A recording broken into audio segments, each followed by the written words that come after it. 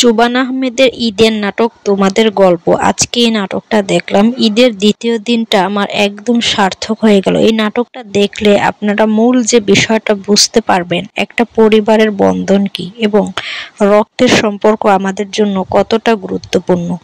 এই নাটকটা এতটাই ভালো লাগছে, পরিবারকে নিয়ে যদি আপনি বসে এই নাটকটা দেখেন, আপনার ঈদের আনন্দ সম্পূর্ণটাই পূর্ণ হয়ে যাবে।